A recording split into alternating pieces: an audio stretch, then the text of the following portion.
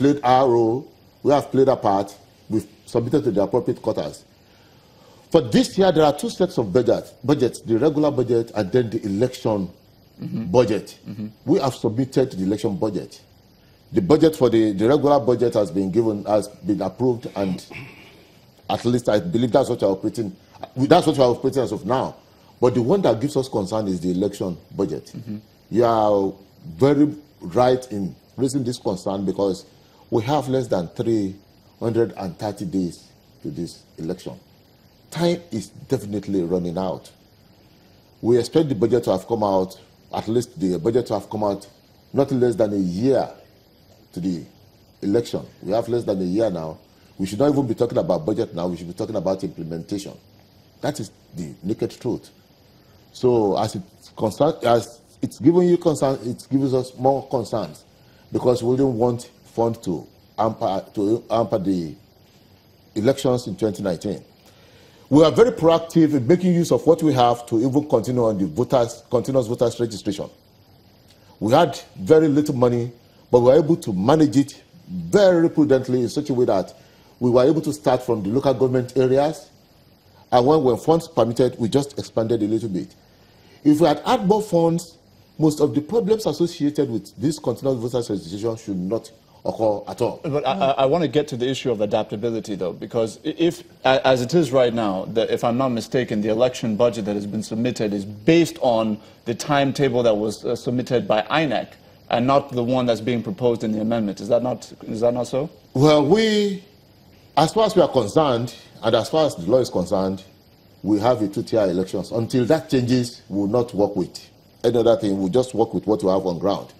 And to a very large extent, since the case is in court, we are trying to make sure that we don't even talk about it. But if it's about budget, if there is any need for any amendment to that budget, as a matter of any adjustment to a law or any other factor, I'm sure we'll have to go back and factor in this. Because if there's any form of adjustment that will incur expenses, definitely we have to go back and then talk about it. But as of today, we're planning on what the law says. The law has not changed as of today. What we just have is a bill. And we cannot wait until the bill is passed before we start planning.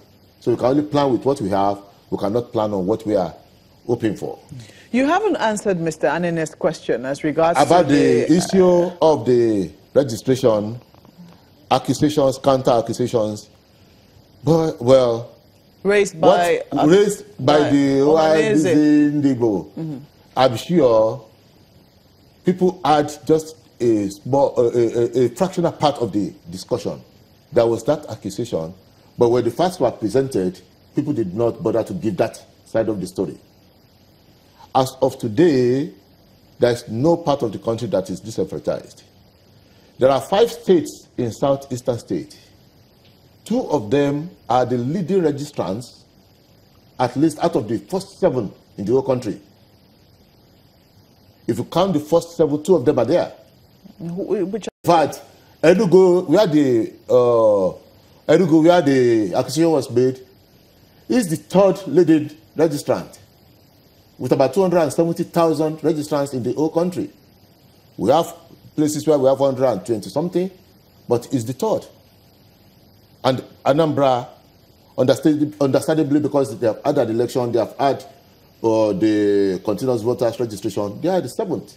But that impression was raised because of how it was saying the registration was being conducted. It's perception. Yeah, so let me read this tweet now. This is from somebody who is writing. He simply says from Imperial Hospital. He says, I live in Shagamu, a population of close to 1 million people and about 15 wards. And we have only 1 registration point in the outskirts of the city, far from the reach of most people. For about 3 months, I couldn't register due to overcrowding. And it was saying that that is the situation in many parts of the country. So do you blame people if they think that there is a deliberate ploy to disenfranchise them? Number one, this is not a fresh registration exercise, and we didn't even plan it to be fresh. It was designed to capture people who inadvertently were left out of registration, and people had come out of 18. When you project, you don't project this type of surge.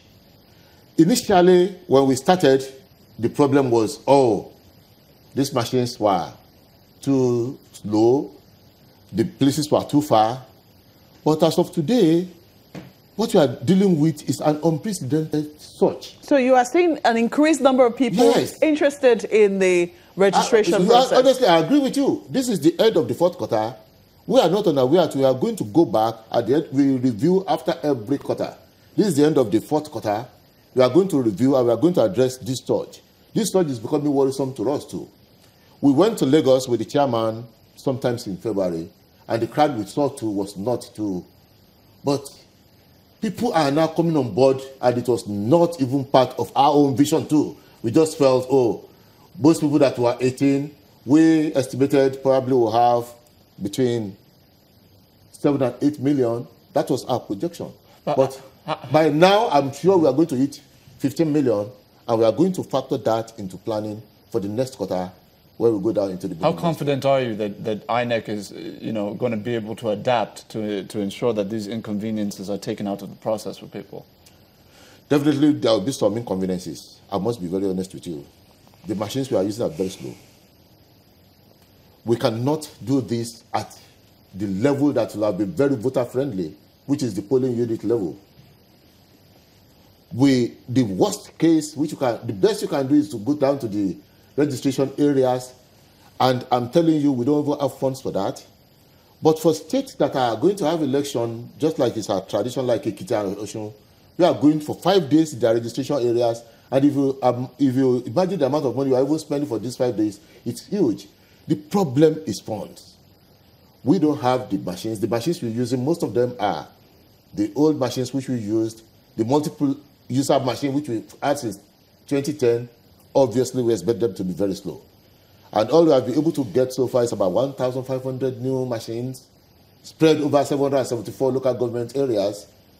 And you will see that the ones that we are going to have elections, we're going to use most of these new machines on them. So the parameters to ease the pains are not really there. We don't have good machines. We don't have the funds to go to very convenient places. But we'll still look at the best which we can do. You will say that when we embarked on what we call this rotational registration, we started making the machines mobile. You leave this ward today, this registration area or ward as we call it, we leave it today, we announce you are coming down to that place, the lines are beginning to thin out. But in the urban areas, the lines are not abating at all. I must confess, and this is a problem which I know we are going to factor into the planning for the next quarter. As of today, we have registered about 6.9 million, as I told you, which is very encouraging. We were even projecting that we'll have 8 million. But from the look of things and from this surge, we're projecting we will have between 10 and 15 million registrants on board, and this will be factored into planning as we go into the next quarter of continual voters registration.